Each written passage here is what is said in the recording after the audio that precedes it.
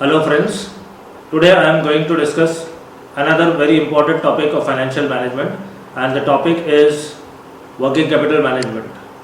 Now once we understand the meaning of working capital and the reasons why we have to manage working capital, we will automatically understand why I said that working capital management is another important topic of finance. Now first of all we will talk about the meaning of working capital. Now working capital means the firm's holding of current or short-term assets such as cash, receivables, inventory and marketable securities. These items are also referred to as circulating capital. Now corporate executives devote a considerable amount of attention to the management of working capital. Now working capital management is concerned with the problem that is arising and attempting to manage the current assets, the current liabilities and the interrelations that exist between them. Now when we talk about concepts of working capital, there are possibly two interpretations of working capital concept. One is based on balance sheet, that is referred to as balance sheet concept, and the other is based on operating cycle and is referred to as operating cycle concept. Now balance sheet concept has again two interpretations of working capital. One is the gross or the total asset concept, and the other one being the excess of current assets over current liabilities or the net current assets concept.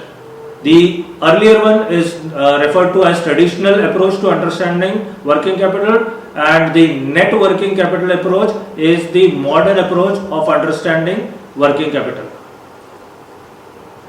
Now when we talk about the working capital is the management of current assets or current liabilities, we need to understand the various components of current assets.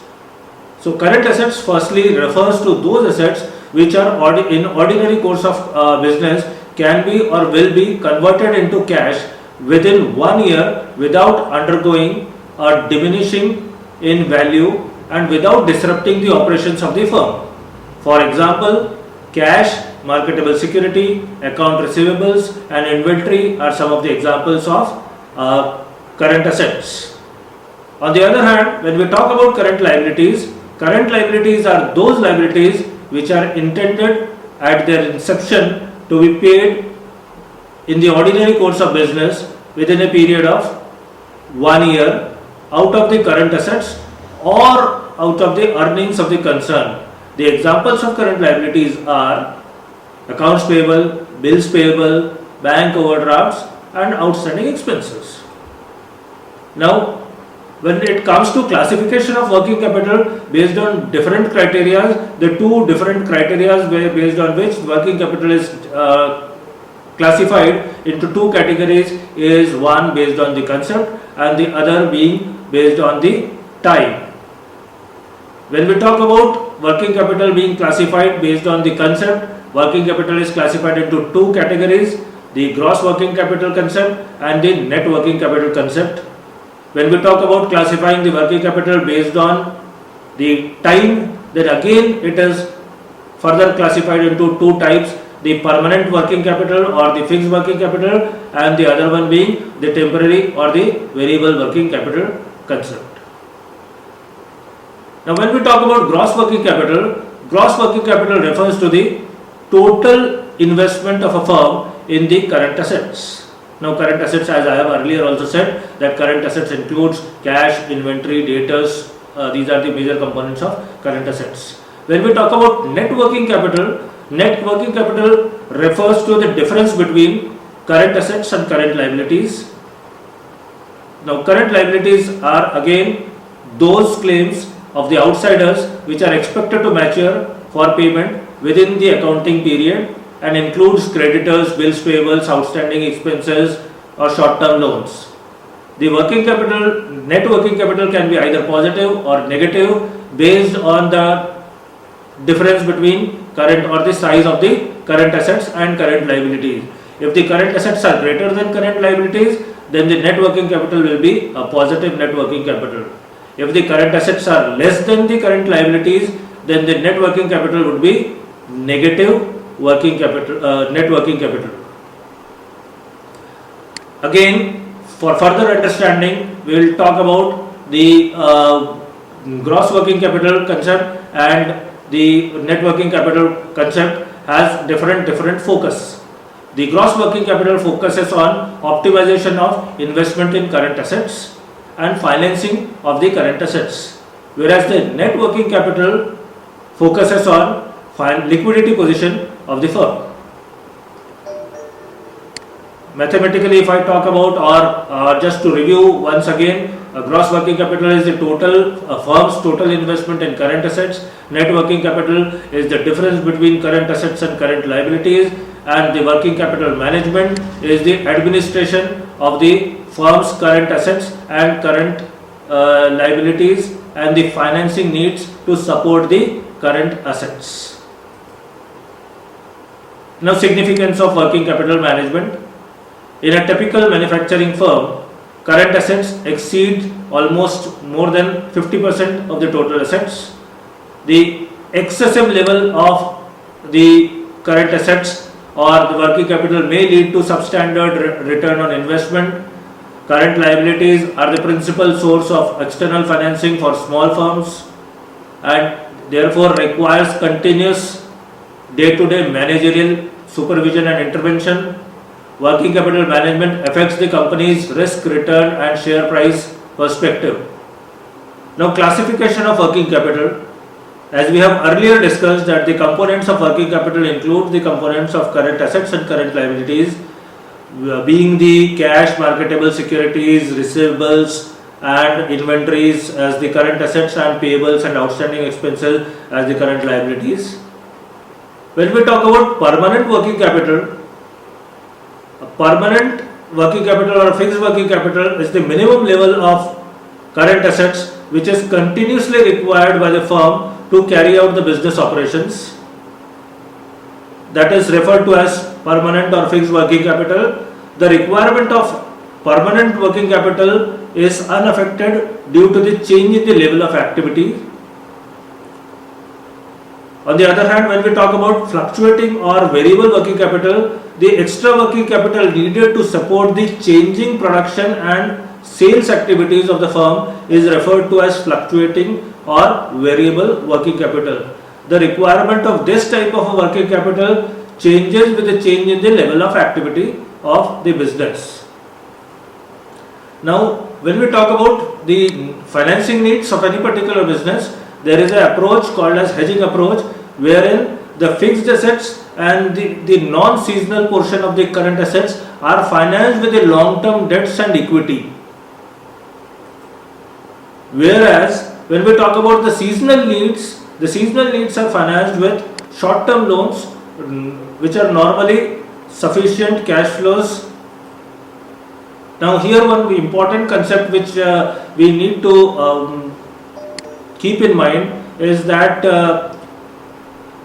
the long-term assets or the fixed assets can be financed by long-term sources of finance or the fixed liabilities.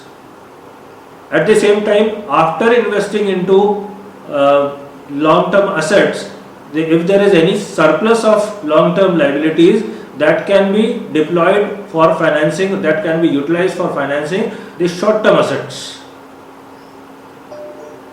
At the same time, normally it is recommended that the short-term assets be financed by the short-term liabilities, that is the payables and the outstanding expenses. But the most important thing to be remembered is that it would be fatal if any particular organization finances its long-term assets or the fixed assets using the short-term liabilities or short-term sources of finance. This is called as diversion of funds.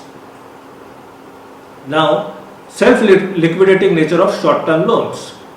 We are aware of that seasonal orders requires a purchase of inventory beyond the current levels, because that time there is an additional requirement or the additional demand and hence there is an additional requirement of raw material also. So increased inventory is used to meet the increased demand for the final product. Sales becomes receivables receivables are collected and become cash. The resulting fund that can be used to pay off the seasonal short-term loans and cover associated the long-term financing cost. Now the various working capital accounts, again as I said, cash, receivables, inventories, payables, these can be said to be as the repetition, but for understanding the next concept, that is the operating and the cash conversion cycle, we need to recall those components again. Now we will be talking about cash conversion cycle. The cash conversion cycle begins when the firm invests cash to purchase the raw material that would be used to produce the goods that the firm manufactures. It ends not with the finished goods being sold to the customer and cash collected on the sales, but when you take into account the time taken by the firm to pay to its purchases. The next slide shows the graphical representation of the cash conversion cycle. Now in this very diagram, it is pretty clear that in the first step the raw material purchased on credit, then same is converted into finished goods by applying labor and some overheads, and then the finished goods are sold or the services are sold, and then the goods or services sold on credit gets converted into receivables. Then afterwards the receivables are collected in the form of cash, and then the cash is again utilized for making the payments for the overheads or for the labor, and at the same time for the payment of the account payable. And then again the cycle continues right from purchasing of the raw material, processing it to finished goods, converting those finished goods into sales and receivables, and so on and so forth. Now the cash conversion cycle, when we talk about managing working capital accounts, financial manager wants to do the following. Now he always intends to delay paying accounts payable as long as possible without suffering any penalties. The finance manager would never be interested in inviting any penalties, but at the same time he would be interested in delaying in making payments to the extent possible. The finance manager also intends to minimize the raw material inventories without causing any manufacturing delays. Means he will never intend to hold huge inventories, but it should not be at the cost of causing manufacturing delays. Now use of labor as little as possible to manufacture the product without compromising on the quality of the product is another interest of the finance manager. Now finance manager is also interested in minimizing the inventories of the finished goods without even losing the sales. Means he will not be interested in losing the market share, or he will not be interested in losing the customer base, but he will always intended to maintain minimum level of finished goods. A finance manager, a true finance manager, would always be interested in offering customers the most attractive credit terms possible on the trade credit to maximize sales without minimizing the risk of non-payments or without having much bad debts. The cash collection process on account receivables will also be intended to be as fast as possible to close the loop. Means a finance manager would be interested in hastening the cash collection process. Means the irony is that on one hand the finance manager is interested in delaying making payments, whereas he is always interested in hastening the cash collection process. And ultimately, with the finance manager's goal to maximize the value of the firm, each of the decisions above is intended to shorten the cash conversion cycle and improve the firm's liquidity. Now, if we talk about cash conversion timeline, the two tools to measure the working capital management efficiency are the operating cycle and the cash conversion cycle. The operating cycle begins when the firm uses its cash to purchase raw material and ends with the firm collecting cash payment on its credit sales. The two measures, the daily sales outstanding and days sales in inventory, helps determine the operating cycle. The operating cycle is calculated by summing the days sales outstanding and the days sales in inventory, or mathematically we can say that operating cycle is equal to DSO plus DSI. Now the working capital trade-off. As a finance manager, there are two strategies to be adopted. One is called as the flexible strategy and the other is called as the restrictive strategy. The flexible strategy calls for high percentage of current assets to sales, whereas the restrictive policy has a low percentage of current assets to sales. The flexible strategy calls for management to invest large amount of cash, marketable securities and inventories.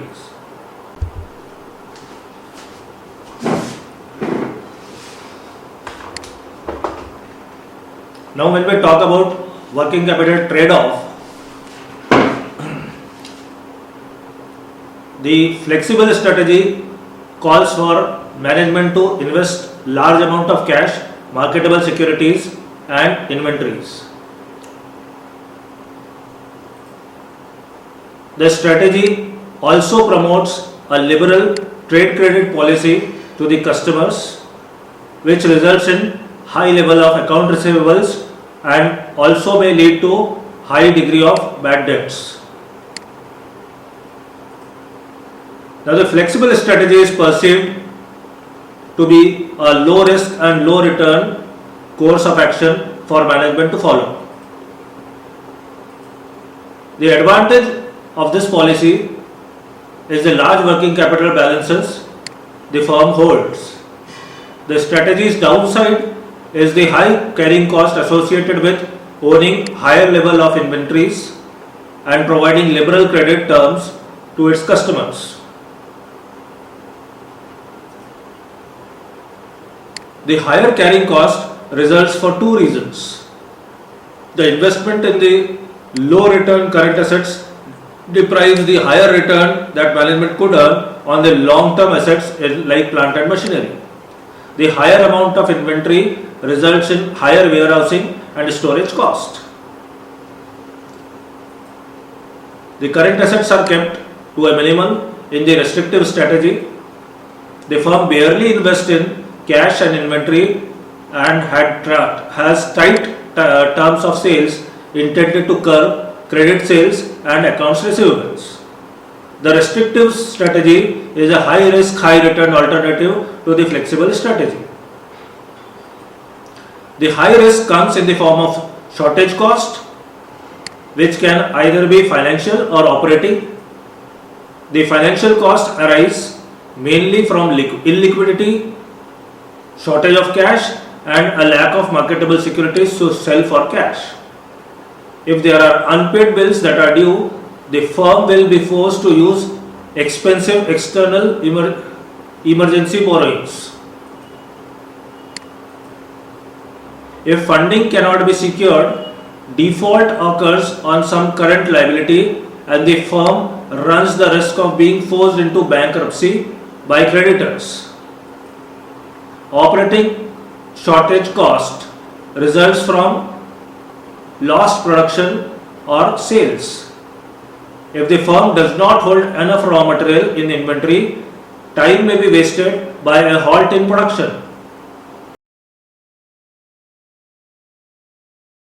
Now, in continuation to the other points of working capital trade-off, if funding cannot be secured, default occurs on some current liabilities and the firm runs the risk of being forced into bankruptcy by the creditors. Operating shortage cost results from lost production and sales. If the firm does not hold enough raw material in inventory, time may be wasted by a halt in production. If the firm runs out of finished goods, sales may also be lost, and the customer's dissatisfaction may arise. The restrictive sales policies, such as allowing no credit sales, will also result in lost sales, as there is a tendency amongst the customers to expect some credit on their purchases. Overall, operating shortage cost can be substantial, especially if the product markets are competitive. The optimal current assets investment strategy will depend on the relative magnitude of carrying cost versus the shortage cost. The conflict is often referred to as working capital trade-off. The financial manager needs to balance shortage cost against the carrying cost to find an optimal strategy. If the carrying costs are larger than shortage cost, then the firm will maximize value by adopting more restrictive strategy. On the other hand, if the shortage cost dominates carrying cost, the firm will need to move towards the flexible policy. Overall, the management will try to find the level of current assets that minimizes the sum of the carrying cost and the shortage cost. Now, when it comes to receivables, whenever a firm sells a product, the seller spells out the terms and conditions of sales in the document called as terms of sales. The simplest offer is the cash on delivery that has no credit to offer. But when credit is the part of a sale, the term of sale spells out the credit agreement between the buyer and the seller. The agreement specifies that the cash payment is due and the amount of any discount if early payment is made. Trade credit, which is a short-term financing, is typically made with a discount for early payment rather than explicit interest charge. Now, talking about inventory management is a large function of operations management and not a core function of financial management. Manufacturing companies generally carry inventories of three types: the inventory of raw material, inventory of work in progress, and finished goods. Now, the investment in inventory of raw material goods are too costly. The capital invested in inventory provides no direct returns. On the other hand, running out of raw material can cause manufacture to shut down at a greater cost to the firm, and a shortage of finished goods may lead to loss of sales. Therefore, we study economic order quantity. The economic order quantity mathematically determines the minimum amount of inventory cost, taking into consideration account reorder cost and the inventory carrying cost. The optimal order size strikes the balance between the two costs. The economic order quantity is calculated as under root of twice of reorder cost multiplied by the annual demand divided by carrying cost per unit. Now, let us understand economic order quantity with the help of an example. Now, Best Buy sells Hewlett Packard colored printers at the rate of BYSO units, 2200 units per year. The total cost of placing an order is rupees 750 and it costs rupees 120 per year to carry a printer in inventory. Using the economic order quantity formula, find out what is the optimal order size. Now, replacing or substituting the values of the details given above in the formula, we get that 165.83 printers is the optimal size of the order. But as we know, printers cannot be ordered in fraction. We have to round it up to the next higher number, that is 166 printers is the optimal size of each order taking into consideration the shortage cost as well as the carrying cost. Now, one more important concept which fends the inventory management is just-in-time inventory management approach. In this system, the exact day by day or even hour by hour raw material needs are delivered by the supplier, who delivers the goods just in time for them to obtain and use the production line. A big advantage in this system is that there are essentially no raw material inventory cost and no chance of obsolescence or loss of theft. On the other hand, if the supplier fails to make the needed deliveries, the production shuts down. If the system works for the firm, it cuts down their investment in the working capital dramatically. Now, last but not the least, we need to understand what is the reason of holding cash as a part of working capital. Now, there are two reasons that exist for holding cash balance. Firstly, it facilitates the transactions with suppliers, customers and employees. Secondly, it is simply that most of the banks require firms to hold minimum cash balance in exchange for the services they are providing. Now, cash collection is one of the important measures of part of working capital management. The collection time or the float is the time between when the customer makes a payment and when the cash becomes available to the firm. Collection time can be broken down into three components. First is the delivery time or the mailing time. When the customer mails the payment, it may take several days before the payment arrives.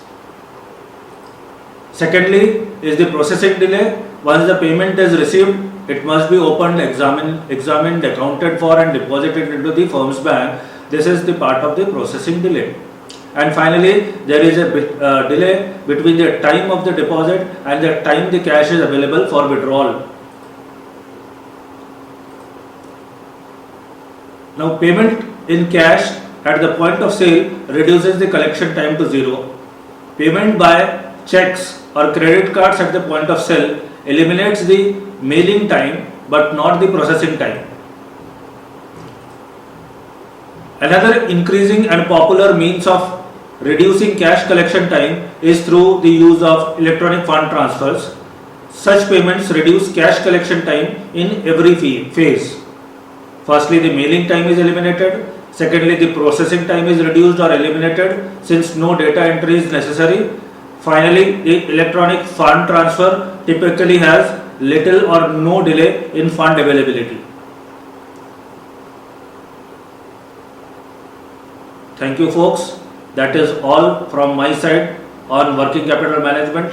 If you have liked the video, please like it, give it a thumbs up and subscribe it so that you keep on getting the notifications of all my future videos. Thank you very much. I assure you that you will be getting more interesting videos related to finance subject. Thank you.